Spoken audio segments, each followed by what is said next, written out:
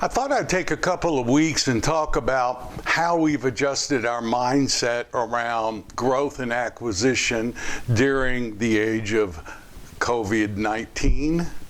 And next week, let's talk about how we've adjusted our management practices around this coronavirus time. Hi, my name's Mark Helm, and I'm the author of Creating Wealth Through Self-Storage, and I'm the creator of the Self-Storage Quick Start Academy. And April 10th and 11th, I am going to have a virtual, online, Quick Start Academy boot camp that will take someone from square zero all the way through all the spaces of putting a self-storage project in service. It's a 2-day virtual online event, same as the live events, and more about that in the link in this episode if you're interested. And we've been doing a lot of reflecting and thinking and looking at what's going on in the marketplace, as you all have too. And I have been receiving a lot of emails from you all asking various aspects of what my opinion is on buying, or where you happen to be in a particular transaction, and trying to get my input on it, because we're in uncharted territory as we navigate through this coronavirus time. Here is an email I received from one of you all. And as you can see, the second paragraph, the reason for the email is that they've had a property under contract for a few months. They're past their due diligence, and they have what they think is a good deal. Someone we all know did the feasibility study for them, and the feasibility report said it was, quote, a go. So his question to me was, given the current market conditions, what do they think about continuing with the project? They think it's a good project long term, but that should they move on with it? You know, I didn't respond immediately, but I really thought, and it helped crystallize some of my thoughts about what's going on right now. Now, I wrote this a few weeks ago, but here's how I responded. I said, you've just asked the multi-million-dollar question. Whatever I'm thinking today, I reserve the right to change it tomorrow. And here's what I'd like to stay focused on today if I was in your situation. Well, first of all, how strong is the submarket? Is there or was there strong demand? If there is, that's good. Next, I would be running my numbers, perhaps with a slower lease up, and then I'd see how that looks. What does it look like if I have to give more concessions in the first few years? Here's what I try to do. I always try to have my long-term goals win out over short-term goals. You know, I have money in the market right now. I'm not a market timer. I don't think anyone is a market timer. So I let my money ride and I don't pull it out, because I know in the long term, markets always go up. And I also try never to let fear run my decisions. I know it's scary, but if I run different scenarios and it still works, I would pull the trigger no matter how scared I was, or at least I hope I would be able to. I know in the last Great Recession, occupancies dropped 6 to 8% on average for stabilized properties, and then properties in lease-up slowed down in their lease-up. If your project can withstand those tests and it still looks good, I would at least hope I would be able to pull the trigger. However, if the numbers at the slower lease-up don't look good, and I don't have the funds to service the debt or the carry for the extra year or so in lease-up, I would hope I'd know when to walk. But if it was me, I would try not to have decisions made out of fear. Just a realization I don't have the funds to handle a slower lease-up. All I know is, in harder economic times, self-storage is the asset to be in. Good luck, and let me know what you do. It's scary answering a letter like that because I don't want to be steering someone down a wrong street or a wrong avenue based on what their situation is, and the only information I have is what was in the email. But I'm even more bullish since I wrote that. What I'm seeing, we have one of our projects where occupancy has gone down, but in the others, it's gone up.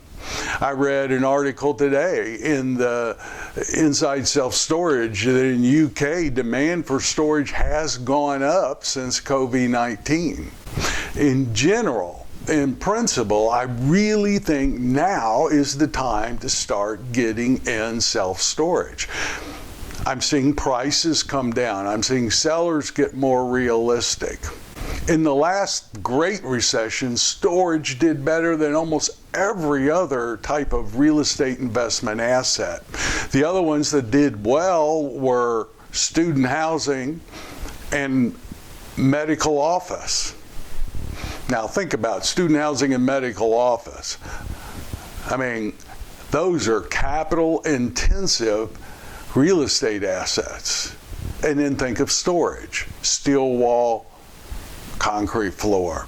It did so well in the last recession. That's why it caught the eye of Wall Street, and all this investment dollars has been chasing self-storage since then. But here's what I do know. Storage is the asset to be in if there is a extended downtime, turn in the economy, or a bear market.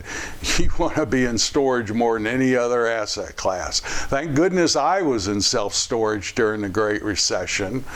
I went 18 months without any income from my real estate business, but I was in self-storage, so I continued to get income.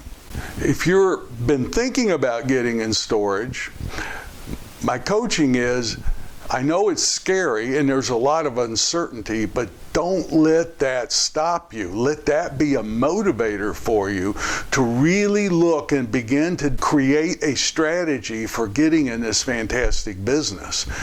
Believe me, if there is an extended bull market after this stay-at-home thing is over, and it will be over, storage is something you want to be in.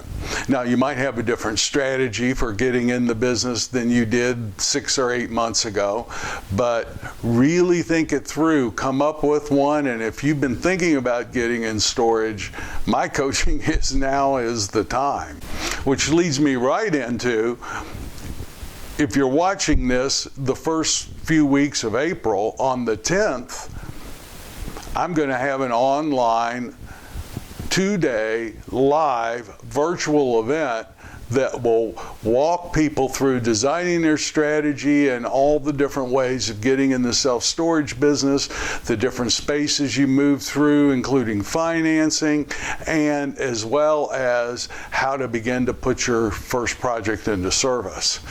The goal of this training is to take someone from square zero all the way through, and you'll have all these resources with you so that when you put your first one in service, you'll have the forms, the strategies, everything we're currently using, you will have with you to be able to put your facility into service. I'm limiting the number of people who can get in simply because this group's going to stay together after the 2-day event as a mastermind for a few months, and I don't want people, more than one person in a certain market area or certain state or city.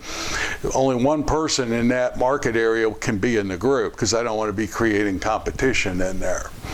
So it's a limited number of people that can be in. If you're interested, click the link below. If not, and you're still thinking of getting in the self-storage business, design your strategy. Believe me, now is the time. As Sir John Templeton said, when there's maximum pessimism, that's when he makes maximum money.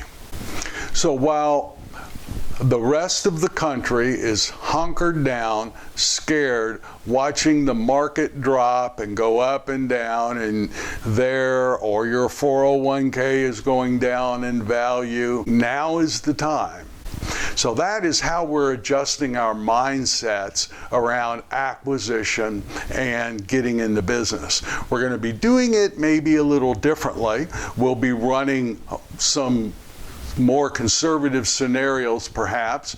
We'll run it at how we think it's going to look, and then cut that lease up in half, see how that looks, how would that impact us, could we withstand it. So we'll be making some adjustments in our strategies, but overall, we're going to really use this time as an opportunity to get in the market.